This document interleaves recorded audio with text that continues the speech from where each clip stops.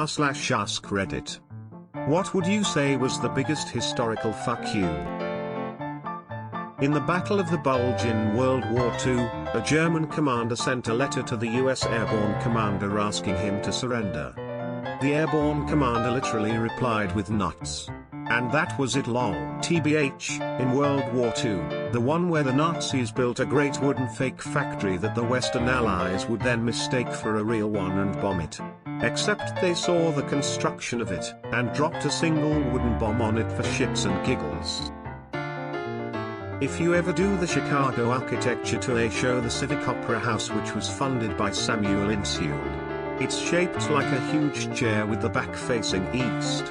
The story told is that his wife was rejected for a part on Broadway, so when he became wealthy enough he built his own opera house so that she could star there, with its back facing Broadway. Maybe not the biggest historical fuck you, but a small petty fuck you. At the very least it is an opera house sized fuck you. Julius Caesar was captured by pirates. He was ransomed for a sum he deemed insulting and told them to up it. He also told them that if he was released, he would hunt them down and crucify them. The ransom was paid, and Caesar was released. He then hunted down said pirates, and crucified them. Edit, Silver. This post is worth gold. Up it or I'll hunt you down and crucify you. Edit 2, ha ha ha. F true to Caesar. But really this, prior edit, was a stupid joke, I didn't really care, thanks though. When a guy tells you that if you release him, he'll hunt you down and crucify you, and you release him anyway, that's on you. Not exactly a fuck you, but Canada and Denmark are still in a war as old as the mountains, over a little island somewhere. So every once in a while, Canada goes to take down the Danish flag, put the Canadian up, and then leave a bottle of whiskey or cognac before leaving. Then Denmark does the exact same thing, and leave Gammeldanske Kevit. A Kevit is a Scandinavian liquor made from a lot of different herbs and stuff, and to be honest it tastes like a pretty big fuck you. So yeah, that. After Wellington defeated Napoleon at Waterloo, he was invited to a party in Vienna. French guests at the party turned their back at him in disgust. The host apologized profusely. His response? "It's all right, madam, I've seen their backs before."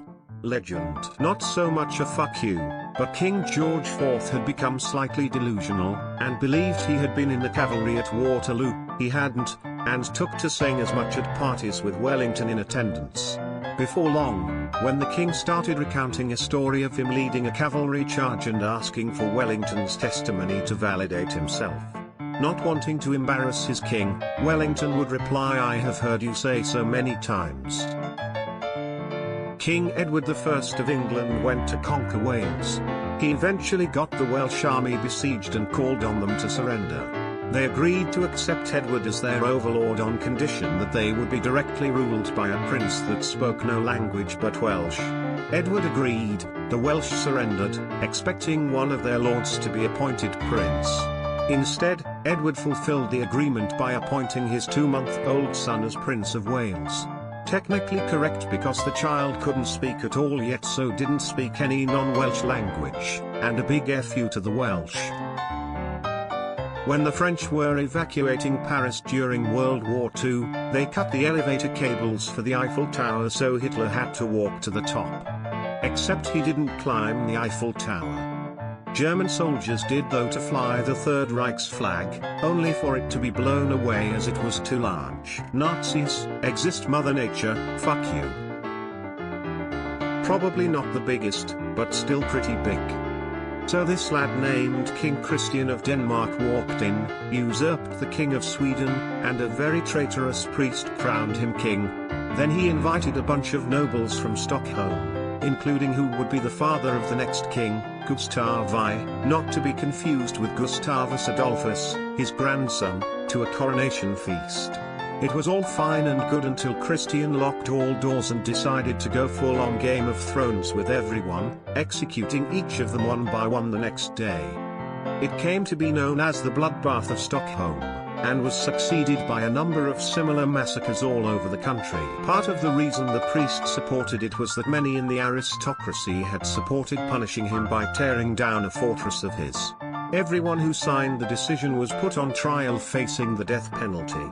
One of the signatories was Bishop Brask, who asked them to look underneath his sigil on the document, where they found a note saying, "To this I have been forced."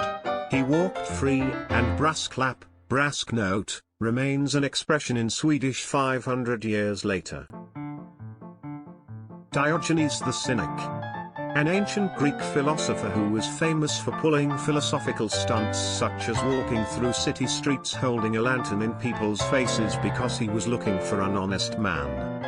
First, Diogenes hated Plato and went so far as to interrupt his lectures by sitting in the front row and eating food loudly and occasionally just shitting on a seat and leaving. Secondly, there are conflicting accounts to the validity of this. He was approached by Alexander the Great, who insisted on meeting him in Greece. He found Diogenes laying in the street half naked. Alexander greeted Diogenes and Diogenes ignored him. Alexander asked if he could do anything for Diogenes, who responded by asking him to move 2 steps to the left. Taken aback by the balls of this philosopher, he turned to his men and said, "If I was not Alexander, I would very much like to be Diogenes." After overhearing this, Diogenes responded, "If I was not Diogenes, I too would very much like to be Diogenes." Source: Fact Fiend. J.P. Morgan buying out Thomas Edison and firing him from his own company. Then helps Nikola Tesla with AC power. You have fucked up when J.P. Morgan buys your company out just to get rid of and spite you. Napoleon asked the Spanish government if he could march through Spain to invade Portugal. Not wanting to anger him, the Spanish delegation agreed. Napoleon's army walked completely unharmed to Madrid, where the Spanish king was waiting to greet them with a large ceremony. The French then held the king and the government hostage, thus taking the Kingdom of Spain with no casualties, resulting in a guerrilla war against France so costly that Napoleon called it the Spanish Ulcer. Hence the origin of the term, guerrilla. A little war that bled Napoleon's army dry. 1944 Battle of Arnhem. 16,000 Nazis versus 740 British soldiers. Germans sent a message to discuss terms of surrender. British Commander J. Frost: "Sorry, we don't have the facility to take you all prisoners." Timothy Dexter: "Greatest fuck you ever. Born poor, married rich widow. High society assholes want to make him poor again so they convince him to ship coal to Great Britain's largest coal producer. Ship of coal arrives just as a coal strike begins. Profit. High society assholes convince him to send bed warmers, mittens and Bibles to the tropics. Bed warmers turn out to be excellent molasses ladles, mittens are bought by Asians for export to Siberia and Bibles purchased by missionaries about to leave for Africa. Profit. High society assholes convince him to hoard whale bones and send cats to the Caribbean. Whalebone turns out to be main supports for corsets and the islands paid for cats to counter a massive rat infestation. Profit. Writes a near unintelligible book with no punctuation. When critics pointed it out, he releases a second edition with an entire page of periods, commas, question marks, etc., so that the critics could salt and pepper the text as they pleased. It's now a collector's item.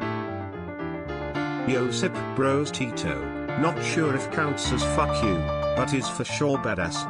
Stalin kept sending assassins to kill Tito. They all failed. So Tito sent Stalin a letter that roughly said, "Please stop sending assassins after me or I will have to send one against you and I will not have to send another." Stalin had the Iron Curtain, Tito had the iron balls. You hide behind the Iron Curtain, you wreck them with the iron balls. Thank you for watching. Please like and subscribe.